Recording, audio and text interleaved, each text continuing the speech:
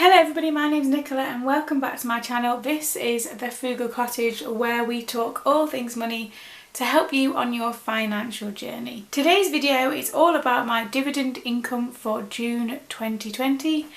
Don't forget to like and subscribe, and let's get started. So the reason why I share this with you is because I try to be as transparent as possible when it comes to my finances, and we are definitely aiming for something big.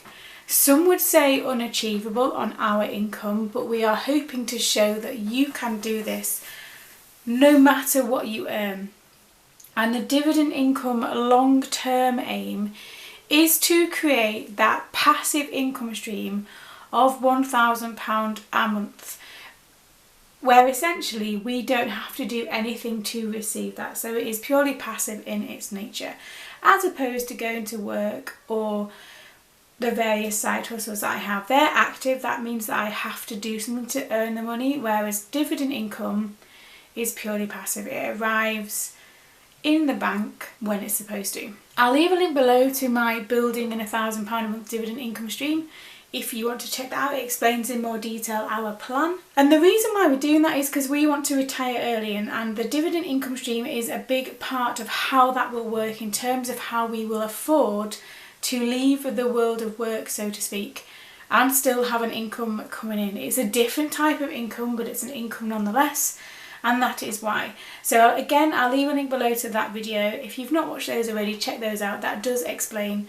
a lot of our plans and the reasoning behind why we do pretty much everything we do towards our financial goals. So dividend income for June. This is slightly different to June last year. I had a company not pay out at all, so they've cut their final dividend. And then I had a company pay out that paid out in July last year, but they paid out at the end of June this year. So it kind of just sways the figure slightly. And as you'll see, so I've just talked about the fact that our long-term aim is £1,000 a month. You'll see in a second just how far we are away from that goal. And that's why a lot of people think that we probably won't achieve this. And sometimes I kind of tend to agree, and that I think I've given ourselves a far too big a goal to achieve. But then, you know, we're going to aim for that, and whatever happens, happens, I suppose. But my 2020 goal is £1,600 in dividend income received. Now, I already know that I'm not going to hit that goal.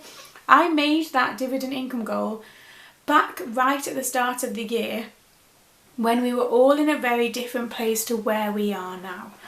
And I projected that income goal based on what I'd got in 2019, and then the added investments that we'd add on during this year to add up to that total by the end of the year. But I already know that I now won't make that.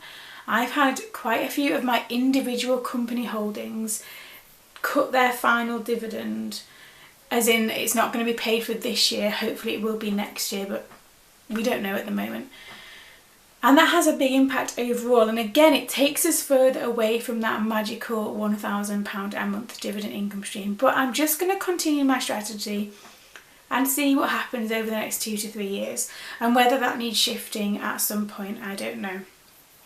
If you are interested, I am running a workshop this evening, so July the 5th, all about how to start investing. So I explain all the different terms, where to invest, what perhaps you should look to invest in, all the kind of scary jargon stuff that doesn't really make any sense. I go through in detail, and we also talk about minimising fees, how to start off with £25 a month, and how to build your own dividend income stream and begin that ball rolling in terms of building your own wealth. I'll leave a link below to that. It does start tonight, so you've got a very short window if you want to join me, but it'd be great to have you there if you are free and want to learn more about this.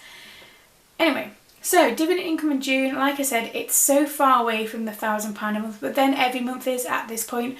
We've still got another kind of 16, 17 years of doing this plan before we hit the age where we hope to retire to. So the first one, and now this is the one that last year paid out in July, and then they changed the dividend payment date till the 29th of June.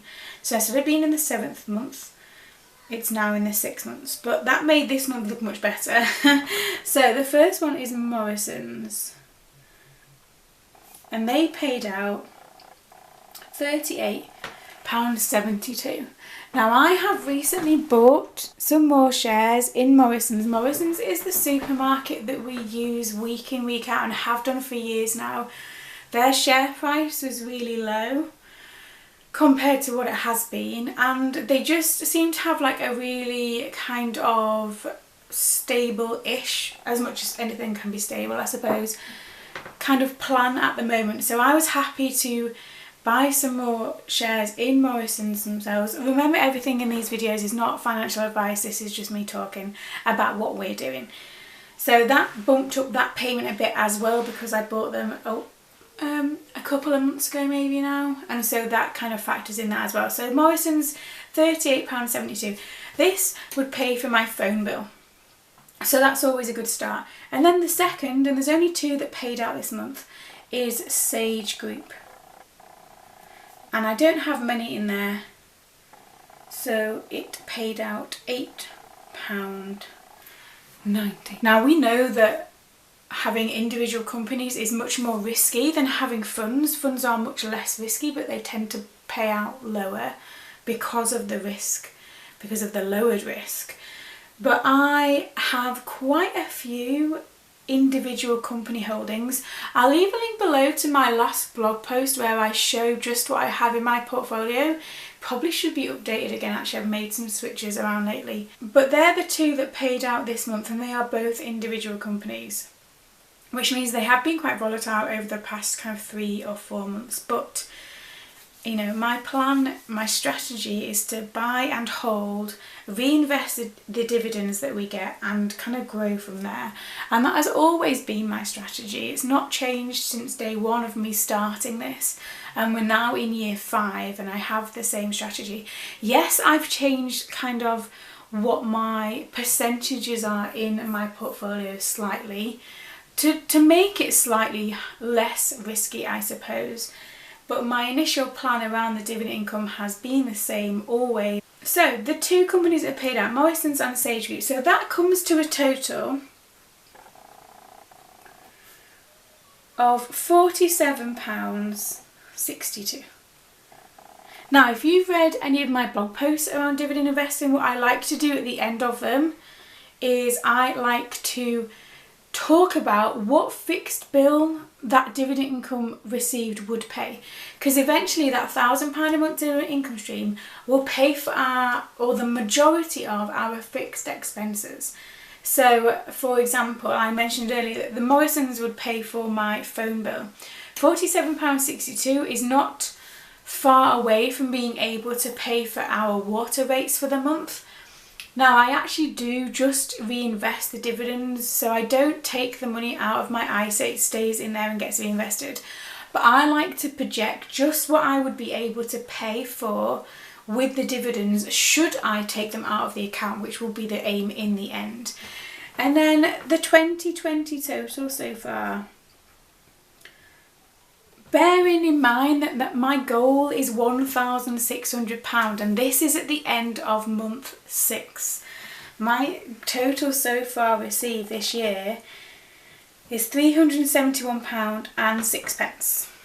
So now can you see why I'm so certain that I'm not going to hit my aim of £1,600 received by the end of the year, unless something like ridiculous happens and I can suddenly buy loads more shares and somehow reach that, which, let me tell you, is not going to happen unless I win the lottery and then, you know, everything goes out the window anyway, and I don't buy lottery tickets, so that wouldn't happen. But my point being is that I know that I'm not going to reach that. One of the reasons why we're halfway through the year and I'm nowhere near halfway to my goal, so far from it. Now, I know that December is my biggest payout month. It has been for the past 2 years now, but even that cannot save me in terms of making up the difference to that figure at the end of the year. But we'll keep on plodding on, we'll keep on following the plan. You know, there's no point in panicking at this stage. We're still so far from our early retirement goal in terms of age. who knows what might happen in the meantime, so we'll just plod on and continue. And yeah, and I keep updating. I like doing the updates and looking at things and looking at numbers and being honest about how our journey is going and showing that the numbers might be small but over time they add up.